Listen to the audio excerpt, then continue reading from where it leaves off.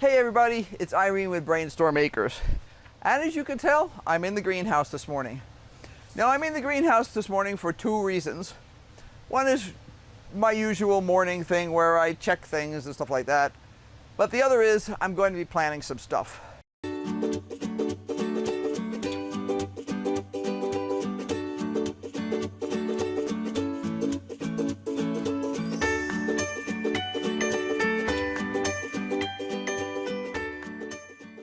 For any of you who've been following us closely, you know we got pretty badly damaged in the outside garden by a hailstorm last week. And we're still in the process of evaluating things because it's taken a while to get through each individual bed to see what's really broken permanently, what's dead, things like that. So, for instance, one tomato bed, one side of it's not bad, the other side has a huge amount of bruising on the fruit. Now from experience, I know, because this has happened to us once before, like 12, 14 years ago. We had a big hailstorm and it bruises the fruit. Well, you think, oh, okay. At first you can't see it. And you look at the fruit and you go, oh, not bad. It's gonna be fine. It didn't get knocked off the plant because it was partially covered and all that kind of stuff. But if it's bruised, it will rot before it ripens. Now both Henry and I are allergic to green tomatoes, so we can't make green tomato chutney or any of that kind of stuff. And I'm not even sure if it would affect the flavor. Honestly, because I don't eat that sort of stuff, I wouldn't know. But, you know, you think, well, what could I do with green tomatoes? Well, if I can't ripen them, I can't eat them. So we've been going through, and I haven't pulled all the bruised tomatoes yet. I only have so many hours in the day, so I'm trying to get through the things that are a little bit more pressing. Those green tomatoes are going to be there tomorrow when I get around to it, or the next day. I do want to get them off because I want to push the plants to try and create more tomatoes. One of our problems is that both the indeterminate and the determinate beds were damaged.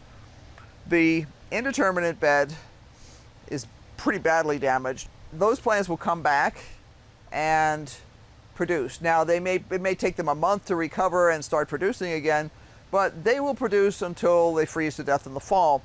The determinate plants tend to produce only so many fruits and then they sort of stop. They're done.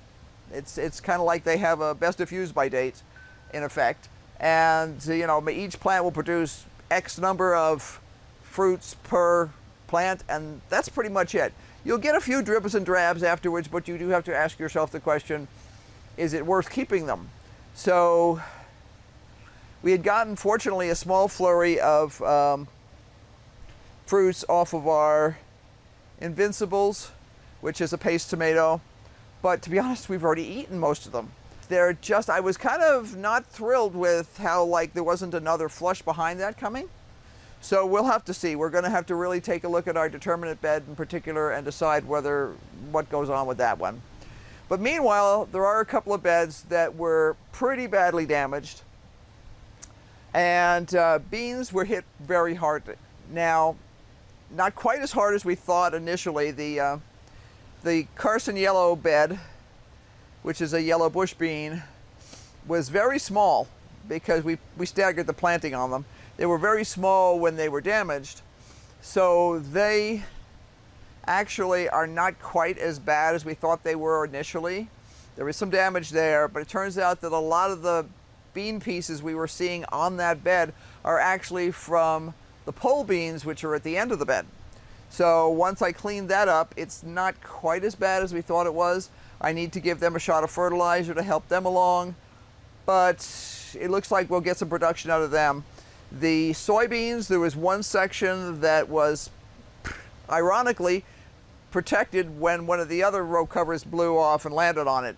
So even though they were slightly smushed down, they weren't broken, and they were actually protected from the hailstorm. So there's a section about that big that's pristine practically.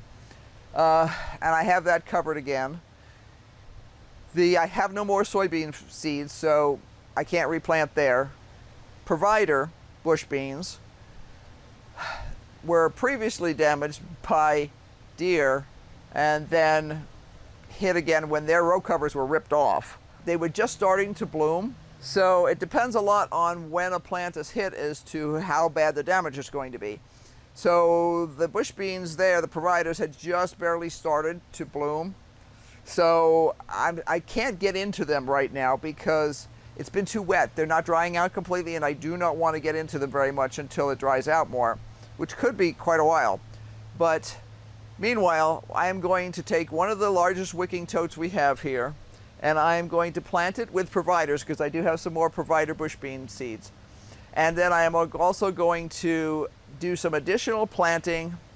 I've got one bucket of Pak Choy here where I had exactly one seed come up.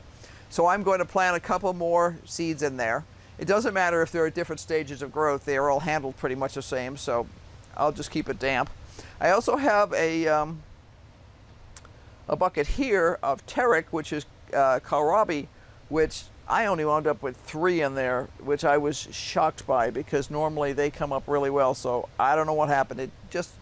I assume it's just the statistics of big numbers. Sometimes you win, sometimes you lose. I'm going to definitely plant the bush beans. I'm going to be replanting some Pak Choy, and I'm going to start some cantaloupe in one of these round tubs. The reason we decided to do cantaloupe was they were really badly damaged. The plants were literally sort of blown apart. So there are some cantaloupes existing in there, and stuff, but it's just, I don't want to count on it. So we decided we would plant just one bucket of cantaloupe and see what happens. We'll need to create a space for them in here because they're going to run, obviously, and we will do that when the time gets closer. So that's what I'm going to do today. So join me. I'll also give you a little tour. Start down here. This is some of the supplies that we're using still for fixing up the hydroponics because we're not completely done on that. This is that bucket of Tarragon I was telling you about. There's only 3 plants in it, and there should be at least 3 more or 4 more for that bucket to be really fully in use. So I will have to decide what I'm going to do with that. I may plant some more. We really like the Tarragon, and it holds well, which is really important for us because there's only 2 of us. We can only eat so much. This bucket back here is it's a Godfather Pepper here. Another one back there. These are the largest peppers here right now, right there. And they will get about twice that size. And we can either harvest them green or we can harvest them red. So we'll just have to decide. It'll depend a lot on how many peppers we're getting off from the other plants. This is obviously a runaway basil plant, which is wonderful. We've been eating it a lot, but I need to prune it back a little bit.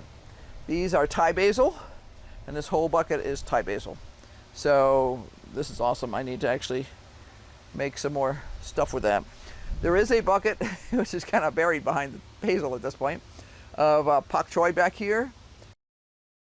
Those are ready to harvest anytime. I just need to figure out something to use them in. We haven't been doing much stir fry lately, but I should probably do a big batch of stir fry, and that would take care of about half that bucket. This is half a bucket of cherry bell radishes and half a bucket of lizard.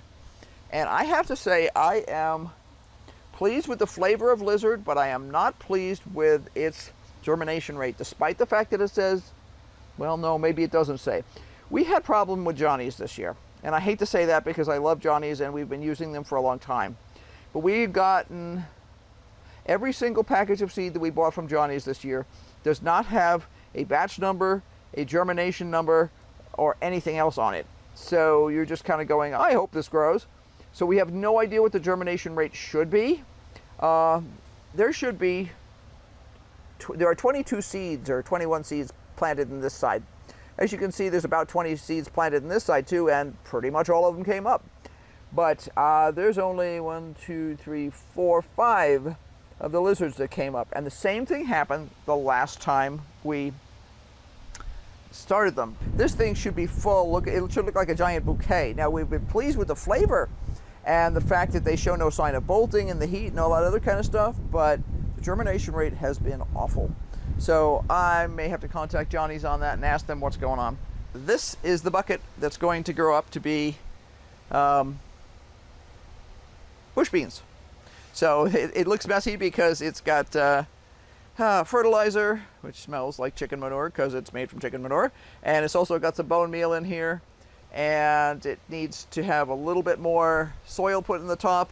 But this was used previously for brassicas, so that's the cabbage family, so putting something in there from bush bean family, which is legumes, no problem at all. This guy here is Pak Choy, and you can see I have exactly one Pak Choy plant in there. I should have probably 4 or 5 Pak Choy plants in there at least, maybe 6.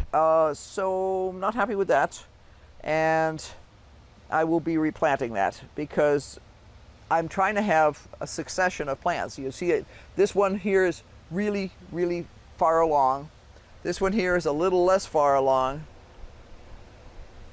and this is way not far along. And that's the point, is that these will be coming behind it. This is our lettuce, and oh boy am I happy with lettuce. We have 3 different kinds of lettuce in this big tote. This is Nancy, this is Muir, and this is Adriana. They are all known for their heat tolerance. We used Nancy yesterday for BLTs for lunch, and it was delicious. So it was so wonderful to have fresh lettuce, really. And I mean, this is really like tender and lovely and unchewed on. The only thing I had to do was rinse a little of the dirt off that came on the bottom leaves, and that's it. And we're doing individual picks of the leaves. So yeah, these were twice as big before lunch yesterday. Very happy with that. This is our green forest, and it's doing really well. I purposefully only planted 3 plants in there, although I see there's another little seed coming up in there. I'll have to see what he turns out to be. We've had a couple of stray seeds in here. This is another bucket of sweet potatoes. I'm going to stop using buckets for sweet potatoes for now because I need to use them for other things. Obviously carrots, or not obviously, depending on what you know what carrots look like. They're doing okay. I was not thrilled with the germination on these, but they were older seeds and we were simply using them up. These are Mokum by Johnny's, and they were several years old. So the fact that they came up at all is really good. They were pelleted seeds, and they generally tell you not to use pelleted seeds when they've gotten old. But I did anyway, and they're fine. And the previous batch that I grew from those old seeds is also fine, and it was very delicious. We ate them all. This is Tarragon here, and that's a basil. Here's one of our random things. This is funny. These are all peppers, except for this, which is actually it's in the nightshade family, but it's a husk cherry. And you can see the husk cherries. Let's see, I think he's got the flower there. It doesn't have, oh, there's one. You can see it in there, right there. It's not nowhere near ready yet, but it sort of cracked me up. I don't know how it got in there. They're tiny seeds, so it probably bounced when I was planting. And you know, you lose a seed and you don't worry about it. Well, it must have bounced into someplace else, because this actually looked like it was 2 peppers in the same pot. So I just left them because this guy was really little and I didn't want to screw anything up. And it's not a big deal because I was just going to plant them up in here anyway. Well, then all of a sudden it started developing the other shape to the leaves, and I'm like, that looks like a husk cherry, and it is. So I'm just going to leave it for now. We actually have another husk cherry in here that I had meant to plant out a while ago, but it was too puny, so I may plant it out now. We'll see. We'll decide. Anyway, there's our lizard spinach. Very good flavor, very pleased with that, but lousy germination rate, so I need to talk to Johnny's about that. These guys are Sora radishes. This side is Sora, and this side over here is Cherry Bell. Sora must have grown faster because, as you can see, most of the Soras have already been picked, and the Cherry Bells have not been picked. But I do need to pick this one because it fell over and it's not doing well, and it's starting to sort of bolt. So those will get bitter and sort of pithy sometimes. This is my pepper forest, and this is an assortment. The one we're looking at here is Godfather. These really huge ones over here are Mamma Mia Rosso. And on the back side, we have these little guys here are Sandia, which is there's a big one, which is a pet chili. And I think we're probably going to let these go red, but we'll see. This is our seedlings where they've moved. They moved from over in here to over here. And these are things that I scavenged out of the garden too that I don't need. These are Thai basil. I have to decide where I'm going to put them. This is another husk cherry. That was the leftover little one. I need to take off that leaf. That's kind of crummy. This is the leftover little one that was too puny to put out. This is Lebanon Mist. These are chives that I rescued out of the carrot bed. And the stuff in the back here is all peppermint that is taking over the world. And I grabbed some of it out because I thought I might like to give it to some people rather than just throw it away, because peppermint will take over the world, and it wasn't supposed to be in there at all. Hasn't been in there for a couple of years, and all of a sudden magically reappeared. These are late bloomers, shall we say. These are all, and by the way, this chomping here is from grasshoppers. We have grasshoppers in here, and katydids that are making a heck of a mess, and it's very annoying because it's very hard to catch them because they're incredibly small and fast. But these are sunflowers that didn't sprout when they were supposed to. This is Autumn Beauty, and I don't even know the names on the other ones. So those are all Haas sunflowers. I have no idea what the kind they are. These, like I say, are Autumn Beauty, but these didn't. They were like running miles behind everybody else, didn't come up right, probably from the heat, because we were going through a period of really horrible heat. And then all of a sudden decided to come up. They were literally sitting on the side waiting to be dumped because nothing had come up, and there was still enough moisture in them to germinate the seeds. So I'm just not going to argue. This is more tarragon and some basil. Yeah, just tarragon and basil. Obviously our cucumbers. I picked another big cucumber this morning. This is something that's funny this morning. See this in here? Those are mushrooms.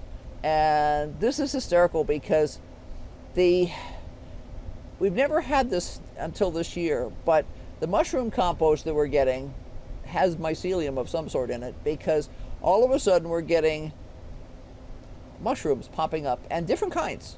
So we have this yellow one here out in the front yard by the front door there.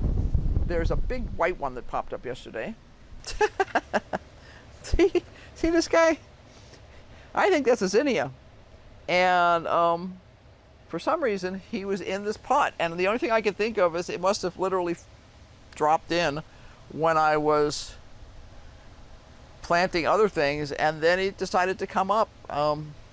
These guys have obviously been in here for a while. They were little when I put them in here. But suddenly the other day I noticed this other little plant in there, and I'm like, that looks like a zinnia. I'm going to wait and see if it's a zinnia, because if it's a zinnia, it can just sit there. It's, it's pretty. Whatever. You have to be careful about getting too fussy about things sometimes. A few moments later. So what I have done is I added the rest of my bone meal. I need to get more. And a bunch of organic chicken manure based fertilizer in the top here. I've also added a teeny bit of new potting soil. I'm going to add more. Oh, this is heavy.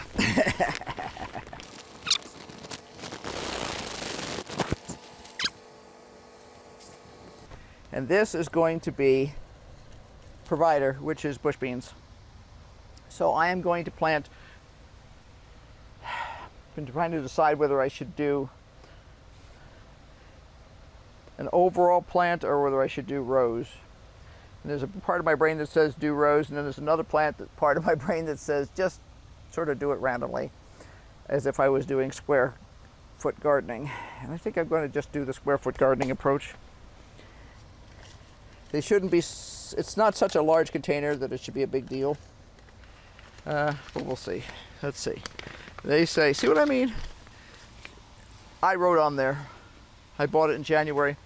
There were no stickers with information on any of these. That annoys me intensely. Okay, one of the reasons I do business with Johnny's and Haas and a couple of others is because they actually give you that information, and I want that information.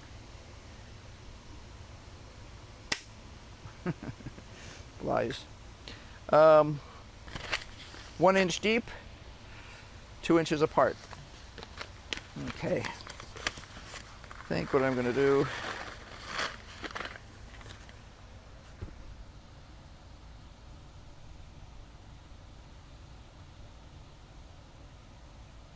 let's see. I'm going to give them a little bit more space than I would in the garden. Provider is an extremely prolific plant.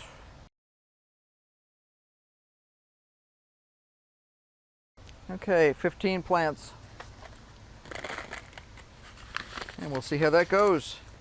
We figure it's worth it. We've known people before who have grown in a greenhouse. Mostly they did pole beans and ran them up on the rafters, to be honest, which is kind of cool because then you can see the beans when they hang down. But I think it's worth a try. And then I'm going to add Pak Choy seeds in here, just a couple. These had lousy germination rates. Of course, now that I've said that, they're all going to come up, right? So he'll just get watered, same as always. And then I have to do Hannah's Choice. Now Hannah's Choice, I'm going to put in a bucket. And that's the bucket she's going to go into. I'm going to try putting 3 in here.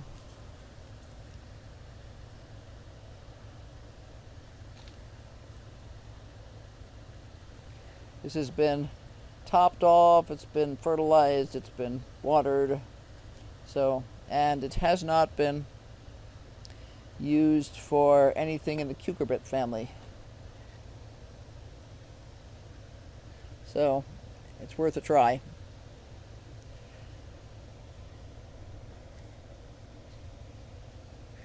You'll notice I always tap things down, and that's because we want good connectivity between the soil and the seed. I also tend to tap it down around the edges because otherwise the water's going to run down the edge of the pot, and you'll think you've watered and the water's actually just run out the bottom. I hope you find this interesting. It's part of our recovery plan, basically. We should get good tomatoes out of the hydroponics. Cross fingers, you know, all that kind of stuff. The peppers will not be a problem. The lettuce is here. Our goal is now, normally at this point, we'd be doing a lot of planning about what we're doing for the fall. And we're still kind of dealing with the mess from this. So pretty quickly I have to sit down. I have to check my seed supply, see if I've got enough. If not, I need to get them ordered immediately. We've been having trouble with shipping around here. A couple of the companies that were super reliable for years. I used to be able to get stuff in 3 days. Now I'm thrilled if I get it in 10. So everybody's blaming it on the post office or the UPS or something, but I don't know what's going on. So, planning ahead as always. Hope you enjoyed this. We do have green. We do have green that wasn't smashed completely. Now, if we just can avoid going back into 100-degree heat, life will be a wonderful thing. And until next time, be sure to like, subscribe, and hit that notification bell. Liking our videos lets YouTube know that you guys are actually watching the stuff and you care about it. Share it with your friends if they're interested in anything like this. Even if it's something simple like trying to grow something inside, like some herbs or something. Very doable. We actually had Thai basil in our dining room for months. That plant's sort of deceased at the end, but that happens sometimes. It was too small a pot. But I had already started these guys. We're obviously getting plenty of Thai basil now. They're nice and healthy in here. So what can I say? You can do it. You could grow these things in a sunny window. So until next time, bye.